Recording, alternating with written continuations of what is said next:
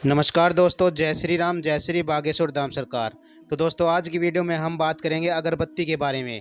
जी हाँ दोस्तों, वैसे तो अगरबत्ती को हिंदू धर्म शास्त्रों में बहुत ही कम जलाया जाता है, लेकिन इसके जलाने के क्या नियम होते हैं, साथ ही कितनी अगरबत्ती हमें जलानी चाहिए, और आगे बात करेंगे अगरबत्ती का पूरा जलना और न जल पाना किस बात का संकेत देता है। तो क्या बताते हैं बागेश्वर धाम सरकार, तो चलिए जानते हैं वीडियो में। तो दोस्तों, पूजा करते समय दीपक तो सभी लोग जलाते हैं, लेकिन जब भी पूजा करते समय अगरबत्ती जला दी जाती है तो न केवल वातावरण में खुशबू महकने लगती है, बल्कि छोटे छोटे कीड़े मकोड़े मच्छर भी भाग जाते हैं। क्योंकि अगरबत्ती को बनाने में बहुत सारे रसायनों का इस्तेमाल किया जाता है, लेकिन सनातन हिंदू धर्म में अगरबत्ती को जलाना बिल्कुल मना किया जाता है, क्योंकि वो बाँस की बनी होती है। लेकिन फिर भी लोग बाँस की बनी हुई अगरबत्ती से भगवान को खुश करने की कोशिश करते हैं। लेकिन क्या जिस धर्म के देवता कृष्ण की बांसुरी ही बाँस की हो, बाँस जलाने से खुश हो जाएंगे?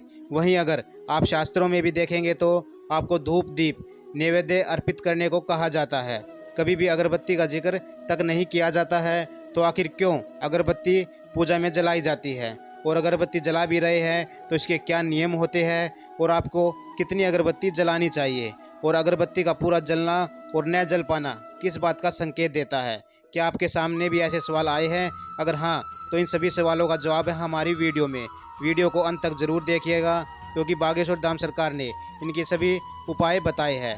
लेकिन उससे पहले दोस्तों, अगर आपने अभी तक हमारे चैनल को सब्सक्राइब नहीं किए हैं तो प्लीज़ चैनल को सब्सक्राइब कर ले, और बागेश्वर धाम सरकार से जुड़ी और भी बहुत सारी जानकारी आपको देखने और सुनने को मिलती रहे।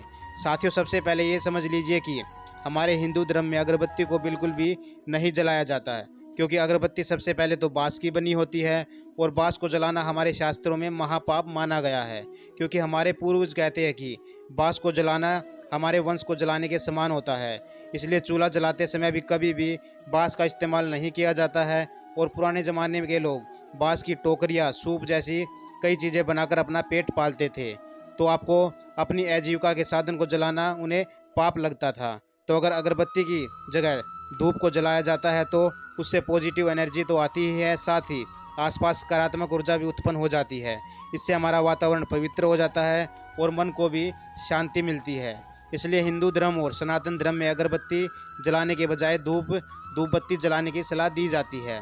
वहीं अगर वैज्ञानिक रिपोर्ट की माने तो अगरबत्ती और धूप बत्ती के धुएं से पॉली एरोमेटिक हाइड्रोकार्बन होता है, जिसकी वजह से अस्थमा, सांस की बीमारी, सर दर्द और खांसी हो सकती है। और अगर हमारे हिंदू मंदिर में ही देख लीजिए, वहाँ पर पुजारियों में ऐसी समस्याएं देखना आम बात होती है। जो खुशबूदार अगरबत्ती हम अपने घर में जलाने के बारे में सोचते हैं, उससे कार्बन मोनोऑक्साइड गैस भारी मात्रा से निकलती है, जो आपके फेफड़ों के अंदर तक चली जाती है।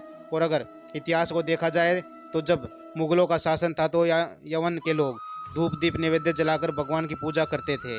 फिर मुगलों का आक्रमण करते थे, कम से कम सेना होने के बाद भी जीत जाते थे। तो जब औरंगजेब ने देखा कि हिंदू लोग अपने भगवान की शक्ति लेकर हमें हराते हैं, तो उन्होंने वहाँ के मंदिरों और धार्मिक स्थलों को तोड़ना शुरू कर दिया। फिर जब हमारे धर्म ग्रंथों का अध्ययन किया गया तो उन्होंने देखा कि हमारे हिंदू धर्म में बाँस का जलाना अशुभ माना जाता है। तो इसलिए मुगलों ने बाँस की मदद से रसायन का इस्तेमाल करके अगरबत्ती जलाई, अगरबत्ती बनाई। तो ये आपने देखा ही होगा कि अगरबत्ती का इस्तेमाल मुस्लिम धर्म में खास तौर पर किया जाता है, न कि हिंदू धर्म में। लेकिन फिर भी अगर आप अपने घर में अगरबत्ती जलाना चाहते हैं तो कुछ विशेष नियमों का पालन आपको ज़रूर ही करना होगा। तो सबसे पहले आपको बता दें कि अगरबत्ती कौन सी दिशा में जलाया जाता है।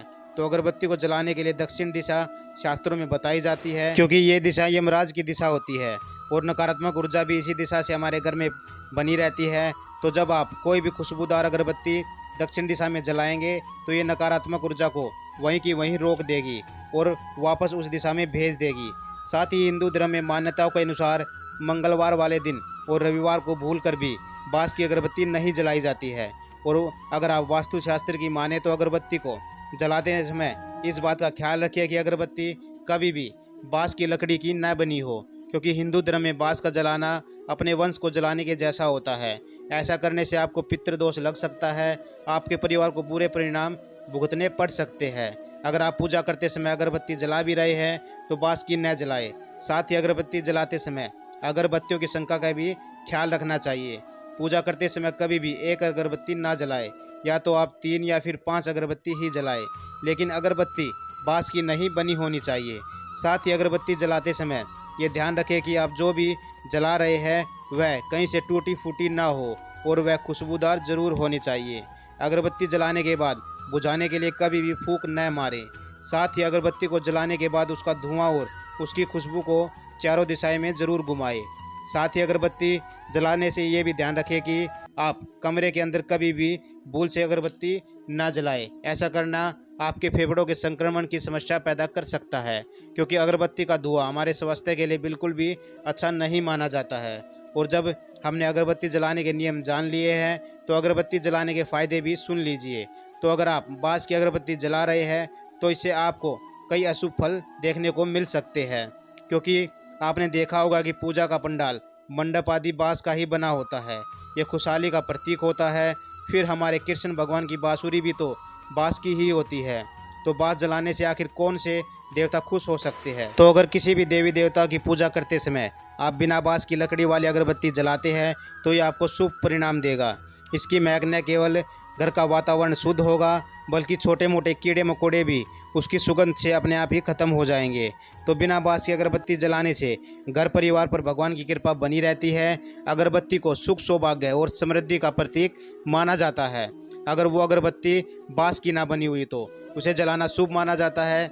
उसके निकले हुए धुएं से न केवल हवा शुद्ध होती है, बल्कि दक्षिण दिशा में जलाई गई अगरबत्ती से आपके घर की नकारात्मक ऊर्जा भी खत्म हो जाती है। लेकिन फिर हम कहते हैं कि बाँस की लकड़ी की अगरबत्ती जलाने से आपके वंश की वृद्धि नहीं होगी और आपके घर में बरकत रुक जाएगी, परेशानियां पैर पसार लेगी। इसलिए जब भी अगरबत्ती जलाए ख्याल रखें कि उसकी डंडी बाँस की न बनी हो। और आप लोग सवाल पूछेंगे कि आखिर बिना बाँस की डंडी वाली अगरबत्ती हम कहाँ से मिलेगी। तो दोस्तों, आपको बिना बाँस की डंडी वाली अगरबत्ती नहीं मिलती है तो आप धूपबत्ती का इस्तेमाल कर सकते हैं। इसे शास्त्रों में शुद्ध और पवित्र बताया गया है। तो अगरबत्ती जलाने के ये थे नियम समझ गए होंगे। तो अब आप ये समझ लीजिए कि अगर आप साधारण अगरबत्ती जला रहे हैं तो आप सप्ताह के 7 दिन अगरबत्ती को जला सकते हैं, लेकिन सुबह शाम अगरबत्ती जलाने से आपके घर का वास्तु दोष भी खत्म हो जाएगा। आपको बता दें कि अगरबत्ती का पूरा जल जाना क्या संकेत देता है। तो दोस्तों, अगर आप अपने घर में अगरबत्ती जलाते हैं, आपकी अगरबत्ती अगर पूरी तरह से जल जाती है, इसका सीधा सीधा ये अर्थ होता है कि भगवान ने आपकी प्रार्थना स्वीकार कर ली है और आपकी पूजा से खुश है। साथ ही आपने जो भी भगवान की पूजा आराधना और भक्ति की है वो भगवान तक पहुंच गई है। और अगर आपकी अगरबत्ती बच जाती है या पूरी जल नहीं पाती है तो हो सकता है कि हवा का तेज़ प्रभाव हो। लेकिन अगर ऐसा रोज़ाना हो रहा है तो समझ जाइए कि आपके घर में नकारात्मक ऊर्जा सकारात्मक ऊर्जा पर भारी पड़ रही है। ऐसा केवल एक अगरबत्ती जलाने से ये नकारात्मक ऊर्जा आपके घर से बाहर नहीं जाएगी। यही नकारात्मक ऊर्जा भगवान तक आपकी प्रार्थना नहीं पहुंचने दे रही है।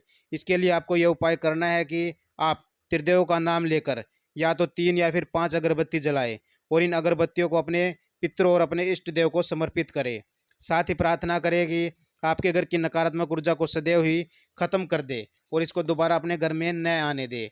इसी के साथ दक्षिण दिशा के कोनों में अगरबत्ती को सुबह और शाम पूजा के समय जरूर जलाए।